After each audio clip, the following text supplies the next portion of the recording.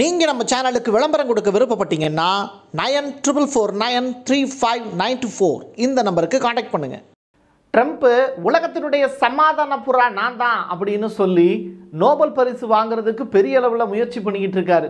இது அவருக்கு கைகூடுமா? ரஷ்யாவுக்கு கால் கட்டு போடுறதா நினச்சிக்கிட்டு அவர் எடுக்கக்கூடிய முயற்சிகள்லாம் உக்ரைனுக்கு பாதகமாக தான் இருக்குது. ஆனால் அமெரிக்காவுக்கு அது சாதகமாக தான் போய் முடியுமா, இல்லை ரஷ்ய அதிபரை உலகத்தினுடைய நாட்டாம சீட்டில் கொண்டு போய் உட்கார வைக்குமா? எகிப்து புதிதாக இஸ்ரேலுக்கு எதிராக வார் அனௌன்ஸ்மெண்ட் கொடுத்துருக்காங்க. இது எந்த அளவுக்கு அடுத்த கட்ட நகர்வை நோக்கி போக போகுது அப்படிங்கிற பெருத்த கேள்விகளுக்கான பதிலும் இந்த வீடியோக்குள்ளே இருக்க போகுது. எல்லாத்தையும் தாண்டி ரஷ்யா ஹமாஸுக்கு நன்றி சொல்லியிருக்காங்க. நன்றி சொல்கிற அளவுக்கு ஹமாஸ் அப்படி என்ன பண்ணாங்க ரஷ்யாவுக்கு? வாங்க பார்க்கலாம் உறவுகளே. இது பிரசாத் சிக்னேச்சர். ஆண்களின் முழு சக்தி, இல்லற வாழ்வின் புத்துணர்ச்சி, 85 வருட அனுபவம் கொண்டு பாரம்பரிய முறைப்படி தயாரிக்கப்பட்ட இந்த மூலிகை பொடி உங்கள் வாழ்வில் மாற்றத்தை ஏற்படுத்தலாம். நரம்பு பலவீனம், நாள்பட்ட சுகர் போன்ற பிரச்சனைகளால் ஆண்களுக்கு ஏற்படும் பலவீனங்களுக்கு பிரத்யேகமாக தயாரிக்கப்பட்டது.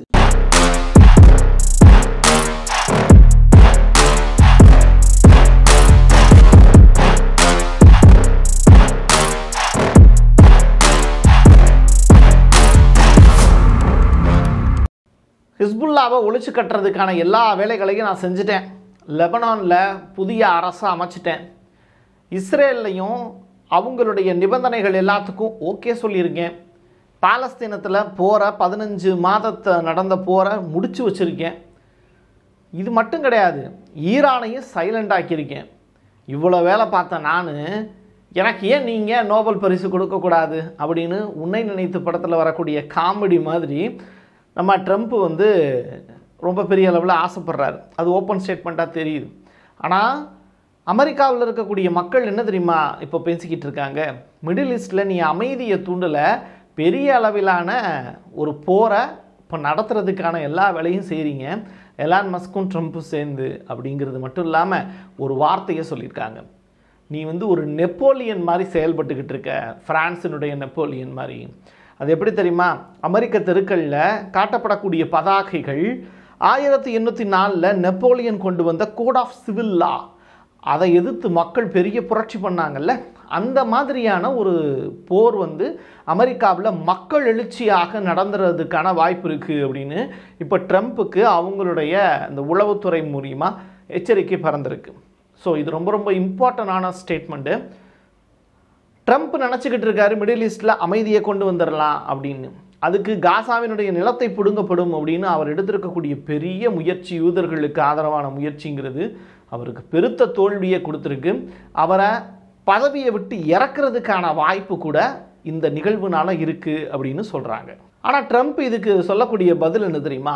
எலான் மஸ்கையும் என்னையும் பிரிப்பதற்கான பெரிய சதி ஒன்று நடக்கிறது.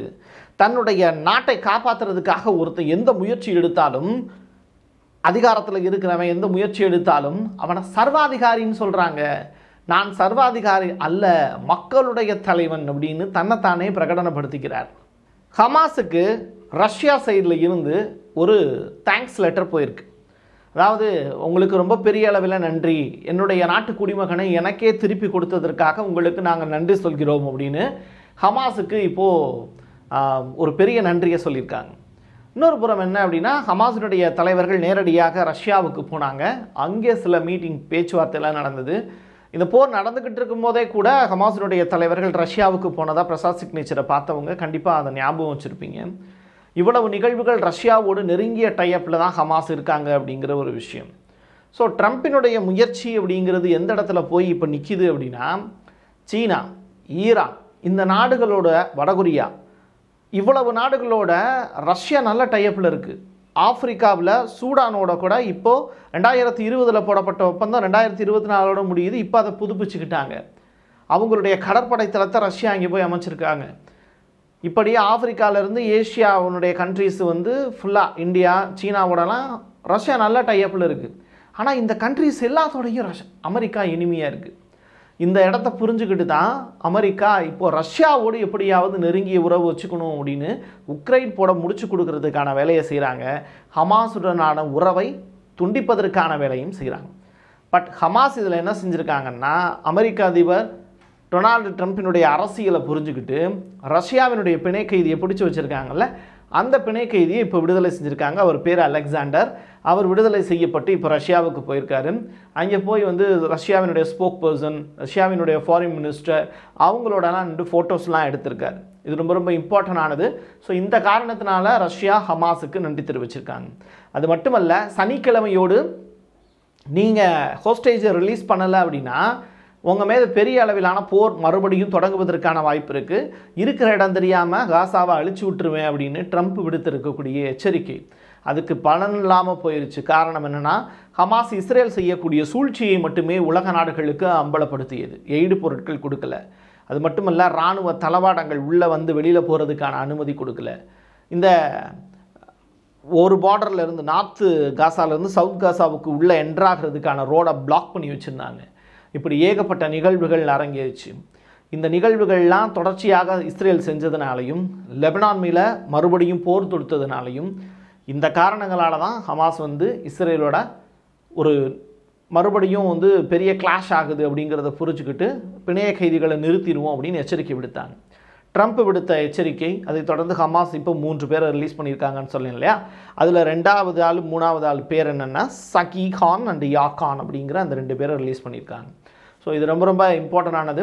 ஒரு பெரிய மேடை, அந்த பெரிய மேடையில் ஹமாஸினுடைய பிரம்மாண்டமான புகைப்படங்கள்லாம் அடங்கிருச்சு. அது மட்டுமல்ல, இந்த நிலத்திலிருந்து ஒரு பிடி மண்ணை கூட நீ எடுத்துகிட்டு போக முடியாதுங்கிற மாதிரியான வாசகங்கள்லாம் இடம்பெற்றிருந்தது.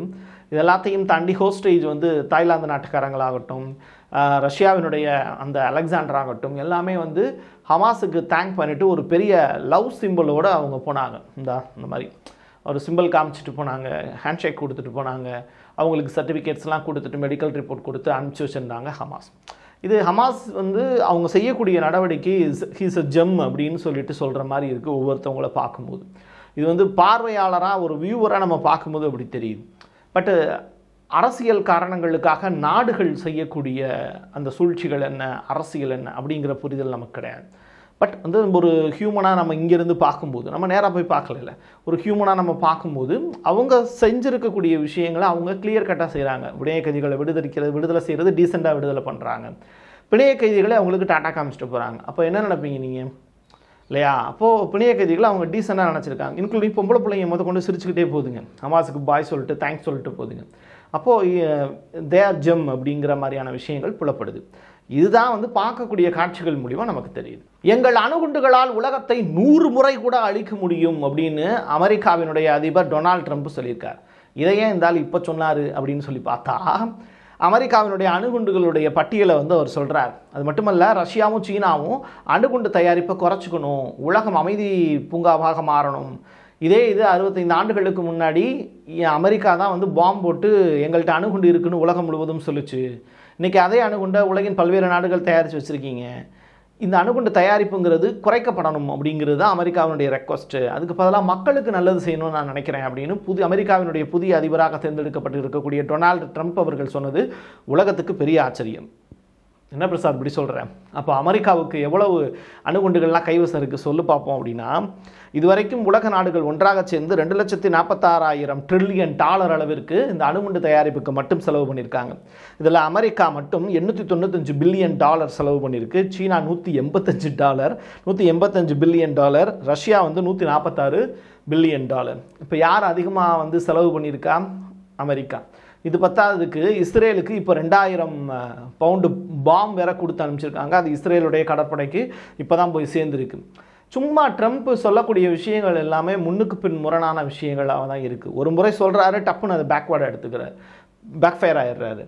மறுபடியும் சொல்கிறாரு, மறுபடியும் பேக்ஃபயர் ஆகிறாரு. இதே தான் கடந்த 2016 2020 காலகட்டங்களையும் நடந்தது. இப்படி ஒரு நிகழ்வு நடந்துகிட்டு இருக்கு. பட் இஸ்ரேலுக்கு கொடுத்துருக்கக்கூடிய அந்த 2000 பவுண்ட் பாம்பை வச்சு இஸ்ரேல் என்ன செய்ய போகிறாங்க அப்படிங்கிற அந்த கேள்விகளும் இருக்குது. ட்ரம்ப் சொன்ன மாதிரி ஒருவேளை காசாவை முடித்து விடுவதற்கான பெரிய திட்டமா, இல்லை எகிப்தோட ஒரு பெரிய வார் ஒன்று தொடங்குறதுக்கான பிளான் ஒன்று வச்சுருக்காங்க இஸ்ரேல். அது மட்டும் இல்லை, அவங்க ஒரு குறிப்பிட்ட இடத்துல, எகிப்தினுடைய ஒரு குறிப்பிட்ட இடத்துல வந்து பெரிய அளவிலான ஒரு பாம் ஒன்று போட போகிறாங்க அப்படின்னு செய்தி வெளியாயிருக்கு. இஸ்ரேல் வந்து அஸ்வான் அப்படின்னு சொல்லப்படக்கூடிய ஒரு டேம் ஒன்று இருக்குது எங்கே, எகிப்தில். அந்த டேம் மேலே பாம்பு போட போகிறாங்க அப்படின்னு செய்தி வெளியாயிருக்கு. காரணம் என்னென்னா, இந்த எகிப்து, ஜோர்டான் இந்த 2 நாடுகள் தான் இந்த பாலஸ்தீன மக்களை எடுத்துக்கணும் அப்படிங்கிறது இப்போ ட்ரம்பினுடைய பிளான். ஏற்கனவே ஜெருசலேம் அப்படிங்கிற ஒரு நகரத்தையே இஸ்ரேலுக்கு எழுதி கொடுத்தவர் தான் இந்த ட்ரம்ப். பட் அது செல்லுமா செல்லாதான்னு தெரியாது. எப்படி சொல்கிறது, ஊரா விட்டு நெய்யே என் பொண்டாட்டி கையேங்கிற மாதிரி யாரோ ஒருத்தனுடைய நிலத்தை போய் வந்து நான் உனக்கு எழுதி தரேன்னு சம்மந்தமில்லாத ஒருத்தர் சம்மந்தமில்லாத இன்னொருத்தனுக்கு எழுதி கொடுத்துட்டு போகிற மாதிரி. ஆனால் நிலத்துக்கு சொந்தக்காரன் என்ன சொல்லுவான், டேய் ஏன் நிலத்தை எப்படா நீங்கள் 2 பேரும் சேர்ந்து விற்பீங்க வாங்குவீங்க அப்படின்னு கேட்குற மாதிரி காசா மக்கள் வந்து ட்ரம்பினுடைய செயல்பாடுகளை எப்படி சொல்கிறது ஒரு காமெடியாக தான் பார்க்குறாங்களே தவிர அந்தளவுக்கு ஒரு சீரியஸான ஒரு கண்ணோட்டத்தில் நீ யார் என்னுடைய நிலத்தை எழுதி கொடுக்குற அப்படிங்கிற மாதிரி தான் கேட்குறாங்க. ஸோ இப்போ எகிப்து மீது கோவப்பட்டுக்கிட்டு இஸ்ரேல் மூலியமாக அமெரிக்கா நடத்தக்கூடிய டைரக்ட் வார் எகிப்து மேலே அப்படின்னு சொல்கிறாங்க. பார்ப்போம் இது எந்த அளவுக்கு சாத்தியப்படுது அப்படின்னு. ஏன்னா எகிப்துக்கு எய்டு பொருட்கள் கொடுத்து உதவி செய்கிறதே, பெரிய பெரிய நகரங்கள் பெரிய பெரிய மாட மாளிகைகள் கட்டுறதுக்கு உதவி செய்கிறதே இந்த யுஎன் தான், ஐக்கிய நாடுகள் சபை தான். அது உங்களுக்கு உதவி செய்கிறது அமெரிக்கா தான். ஸோ அமெரிக்கா கொடுத்த நிதியை வச்சே இப்போது அமெரிக்காவே இஸ்ரேலுக்கு பாம்பு கொடுத்து எகிப்தினுடைய முக்கியமான டேம் ஒன்றை நொறுக்க நினைக்கிறது.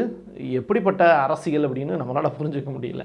இது பத்தாததுக்கு முனிச்சு மாநாடு நடந்ததில் அதில் ரஷ்யா மீது உண்மையிலே அமெரிக்காவுக்கு கோபம் இருக்குது அப்படிங்கிறதும் ட்ரம்பினுடைய சூசகமாக அவர் என்ன செஞ்சுருக்காருன்னா அவருடைய கான்வாயில் இருக்கக்கூடிய கெனித் கெல்லாக் அப்படிங்கிற நபரை வந்து பேச விட்டு வேடிக்கைப்பட்டிருக்கார். அவர் என்ன சொல்லியிருக்காரு, ரஷ்யாவினுடைய முதுகெலும்பை நாங்கள் உடைப்போம் அப்படிங்கிற ஸ்டேட்மெண்ட்டை சொல்லியிருக்காரு. அது மட்டுமல்ல, பிராந்திய நாடுகளுடனான சலுகைகள், எண்ணெய் உற்பத்தி, இது எல்லாத்துலேயும் ரஷ்யா சிறந்து விளங்குது. அது மட்டுமல்ல, உலகின் பல்வேறு நாடுகளோடு அவங்க டைப் பண்ணி வச்சுருக்காங்க அப்படிங்கிறதே வந்து அமெரிக்காவுக்கு ஆபத்தானது அப்படிங்கிற ஸ்டேட்மெண்ட்டை அவர் சொல்லியிருக்கார். இப்போ புரியுதா, நான் ஃபஸ்ட்டு ஆரம்பித்த லைனில் இருந்து இப்போ நான் முடிக்கிற லைன் உங்களுக்கு. அப்போது ரஷ்யா மீது உண்மையிலே அமெரிக்காவுக்கு கோபம் இருக்குது. ஆனால் மிடில் ஈஸ்ட்டையும் ரஷ்யா கைப்பற்றிருச்சு. ஹமாஸ் உள்ளிட்ட ஈரான் உள்ளிட்ட நாடுகளோடு சேர்ந்து ஒரு பெரிய டைப் பண்ணிட்டாங்கன்னா ரஷ்யா தான் உலகின் நாட்டாமை, புட்டின் தான் எல்லாமே, உலகத்துக்கே லீடர் புட்டின் அப்படிங்கிற ஸ்டேட்டுக்கு போயிடும். அதை தடுத்து நிப்பாட்டுறதுக்கு தான் மிடில் ஈஸ்ட் பக்கம் நாக்கிங்காக இருந்துக்கிறேன், ஆப்பிரிக்கா அண்டு யுக்ரைன் பக்கம் நீ பார்த்துக்கோ அப்படிங்கிற மாதிரி இந்த நாடுகளை பிரித்தாளக்கூடிய சூழ்ச்சியை இப்போ இஸ்ரேல் சைடில் இருந்து தொடர்ச்சியாக ஆரம்பித்து ட்ரம்ப் வந்து இந்த வேலையை பார்த்துக்கிட்டு இருக்கார். பட்டு புட்டின் எடுக்கக்கூடிய முயற்சி வேறு மாதிரியாக இருக்கும். ஏன்னா அவருடைய அரசியல் அப்படிங்கிறது வித்தியாசமானது. அவர் வந்து ஒரு ஸ்பையாக இருந்து வெளியில் வந்து உளவாளியாக இருந்து ஒரு நாட்டினுடைய அதிபராக 25 ஆண்டுகளுக்கு மேலே வேலை பார்க்குறாரு இல்லையா. அப்படிப்பட்ட ஒரு நபரை முன்னாடி ட்ரம்ப்பை வந்து கம்பேர் பண்ணும்போது சிரிச்சுட்டே அரசியல் பண்ணிட்டு போயிடுவார் புட்டின். அது மட்டும் நமக்கு இதுவரைக்கும் நடந்த விஷயங்களை வச்சு தெளிவாக தெரியுது. இது எல்லாத்தையும் தாண்டி இந்த ஸ்டார் ஆஃப் டேவிட் அப்படின்னு சொல்லிட்டு இஸ்ரேலிய சிறைகளில் இருக்காங்கல்ல பாலஸ்தீனியர்கள், அவங்களுக்கு டிஷர்ட் போட்டு அனுப்பிச்சி விட்டாங்க பிணைய கைதிகள் விடுதலையப்போ. இதெல்லாம் ரொம்ப உக்கிரமான ஒரு விஷயந்தான். எப்படின்னா, ஒரு நாட்டில் இருந்து பிணைய கைதிகளை விடுதலை செஞ்சு அனுப்பும்போது அவங்களுடைய ஓன் ட்ரெஸ் போட்டு அனுப்பிச்சி விடணும் இல்லையா. இப்போ சிறையிலேருந்து வெளியில் வர்றாங்கன்னா சிறைக்குள்ளே நீ கைதியாக என்ன ட்ரெஸ்ஸுனாலும் கொடு, அது அவங்களுடைய சிறைகளுக்குள்ளே வந்து என்னவா எப்படி இருக்கணுமோ அப்படி இருக்கலாம். சிறையை விட்டு வெளியில் வரும்போது அவங்களுடைய ஓன் ட்ரெஸ் கொடுத்து அனுப்பணும். அதுதான் மனிதாபிமானம், அதுதான் வந்து செயல். ஏன்னா அவன் விடுதலை செஞ்சு அனுப்பப்படுறான். அப்போ பாலஸ்தீனவர்கள் கைதிகள் வந்து பார்த்திங்கன்னா இஸ்ரேலிய சிறைகளில் இருக்கும்போது அவங்களுக்கு இந்த ஸ்டார் ஆஃப் டேவிட் அப்படிங்கிற அந்த இஸ்ரேலுடைய சின்னம் போட்ட ஸ்டார், இந்த ப்ளூ கலர் சிம்பிள் போட்ட ஸ்டாரு, அதனுடைய ஒயிட் அண்ட் ப்ளூ ட்ரெஸ் போட்டு அனுப்பிச்சிருக்காங்க. இதே ட்ரெஸ்ஸோடையே அவங்கள அனுப்பிச்சி விட்ருக்காங்க. இதை வந்து பாலஸ்தீனியர்கள் அதுக்கு எதிர்ப்பு எப்படி தெரிவிக்கிறாங்கன்னா, தெருவுக்கு வந்ததற்கு பிறகு, பாலஸ்தீன தெருக்களுக்கு வந்ததற்கு பிறகு அந்த ட்ரெஸ்ஸை புறம் எடுக்கிறாங்க, எரிக்கிறாங்க. எரித்து தன்னுடைய எதிர்ப்பை தெரிவிக்கிறாங்க இஸ்ரேலுக்கு. உன்னுடைய சின்னம் வந்து இங்கே அசிங்கப்பட்டு கிடக்க வந்து அள்ளிட்டுப்படா அப்படின்னு சொல்லிட்டு இந்த குப்பையை வந்து அள்ளிட்டு போ அப்படிங்கிற கதையாக பாலஸ்தீனியர்கள் கொடுத்துருக்கக்கூடிய வித்தியாசமான எதிர்ப்பை பார்த்து இஸ்ரேல் ஆடிப்போச்சு. நீ என்னை அவமானப்படுத்தணும்னு நினச்சி தானே இந்த வேலையை செஞ்ச, அவமானப்பட்டது நீ தான் அப்படின்னு சொல்லியிருக்காங்க.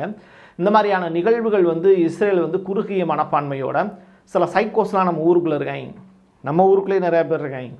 அந்த மாதிரியான சைக்கோஸ் தான் வந்து இஸ்ரேலுடைய பிம்பமாக இப்போ பார்க்கப்படுது. அவங்களுக்கு ஒன்றும் பெரிய வித்தியாசம்லாம் கிடையாது. அந்த மாதிரியான அரசியலுக்காக, அந்த நாடு பிடிக்கக்கூடிய ஆசைக்காக, நிலத்துக்காக தொடர்ச்சியாக சண்டை போடக்கூடிய கூட்டம் நம்ம ஊர்லேயும் இருக்குது, அந்த ஊர்லேயும் இருக்குது. ஆனால் அதற்கு பாலஸ்தீனியர்கள் சூப்பராக எதிர்ப்பு தெரிவிச்சிருக்காங்க. இது மாதிரியான நிகழ்வுகள் அடுத்தடுத்து நடக்கும்.